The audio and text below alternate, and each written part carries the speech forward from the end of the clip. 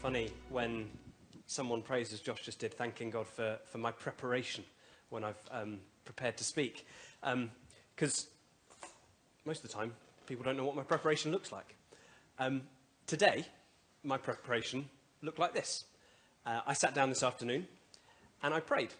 And I asked God, what is it that you want to share this evening? That's what we're asking everyone to do. I may have a microphone tied to my face, but that doesn't make me any more able to listen to what God is saying. And immediately a verse popped into my head. I had to look it up. I couldn't remember exactly where it was. But it's in 1 Peter chapter 2, verse 5. And there are these two really simple but powerful images of what it is that we are. What it is that we as God's people are. We read this. You also, like living stones, are being built into a spiritual house, to be a holy priesthood, offering spiritual sacrifices acceptable to God through Jesus Christ. You also, like living stones, there's the first image. We are living stones, being built into a spiritual house, to be a holy priesthood. There's the second one. Offering spiritual sacrifices acceptable to God through Jesus Christ. We are living stones being built up into a spiritual house so that we might be a holy priesthood. Living stones. The verse before this talks about Jesus being the big stone, the living stone, the one that was rejected by people but whom God has built everything. He's the foundation. He's the rock. He's the big stone. He was dead and he's come alive, and God has laid him as the foundation for his church. That's a foundation that can never be moved, that can never be broken, that can never be shaken, that doesn't rely on us, depend on us, that we've got nothing to do with, except that we sit on top of it. We sit on that foundation. And then we hear in this verse that we also, like living stones, are being built up into a spiritual house. Living stones, that which was once dead. We were once dead in sin, dead in trespass, dead in lostness and blindness, and God has made us alive. And he's built us up into a house. It's a really simple image. We imagine it. A house, a building that's constructed with all of these different stones, all resting on one another, all interwoven with one another, all reliant on that foundation, but being built up into that house. I want you to imagine that for a moment. And then imagine the effect when one of those stones gets taken away. Anyone who's ever played Jenga will know that probably the whole thing still stands. But it's a little bit weaker. It's a little bit shakier. Take another one of those stones away, and it becomes a little bit shakier again. If the however many of us here there are, I don't know, the 60 of us, decided to form a human pyramid right in here, and health and safety be blown, then one of those people in the middle jumps out. Suddenly everyone else feels a lot shakier. Someone from the bottom decides they've had enough and just sort of slides out. Suddenly everything starts to wobble around and shake.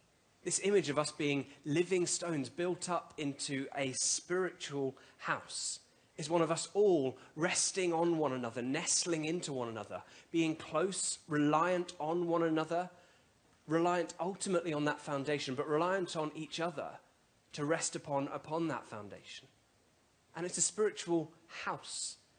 It's a place of dwelling. It's a home where we might belong, where others might find belonging as well. But it doesn't work with just one or two stones. It requires the whole house to be built. It requires each one of those stones to take its place and to be built up. It's about all of us coming together into that spiritual home. Why? Well, he goes on to be what's known as a royal priesthood, a holy priesthood.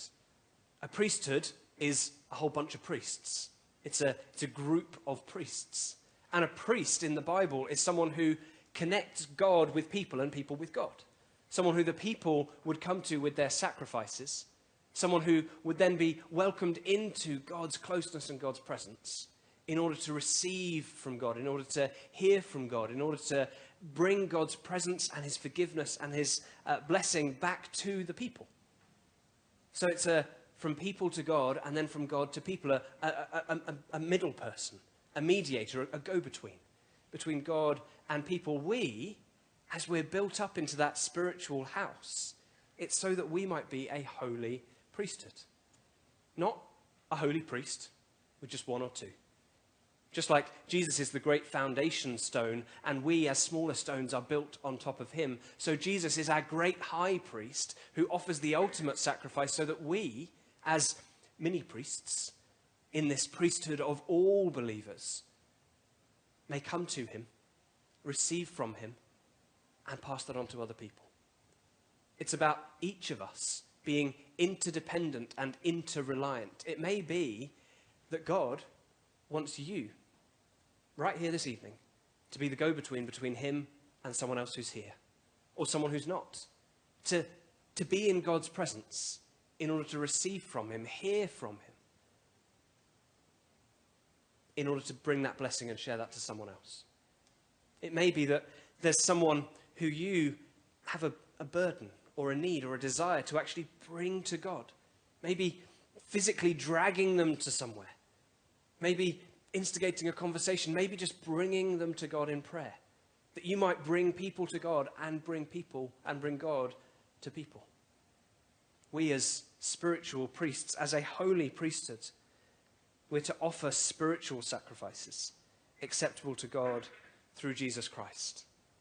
To bring that sacrifice, to bring that person, to bring that thing, to bring that whatever it is to God, and then to receive from God something that we might pass on. That's all I want to really encourage us with this evening. 2 images of who you are, of who we are. We are living stones, and every single one is needed. And we are royal, holy priests who have been made holy by our great high priest, and who have the honor and the privilege and the blessing of dispensing that, of sharing that, of passing that on to others, of bringing God to people and bringing God's blessing to them. So I want to encourage us, each one of us, take your place as that stone. Don't remove yourself. Don't assume that the other stones are the more important ones, that they're the ones that are needed and your part isn't needed. Don't assume that you couldn't possibly be someone that God would rely on to help build his spiritual home that others might belong. Know that you have a place, a very important place and role to play. Know that your part is no more or less important or necessary than anybody else who is part of God's family. And know that you, under Jesus, are part of a priesthood. That you, not just other people, that you might be in God's presence, receive from him, and pass that on to someone else. That can happen this evening. That can happen on your way home. The part we need to play is choosing to be in that house. Choosing to be in God's presence, that we might receive something and be able to pass it on.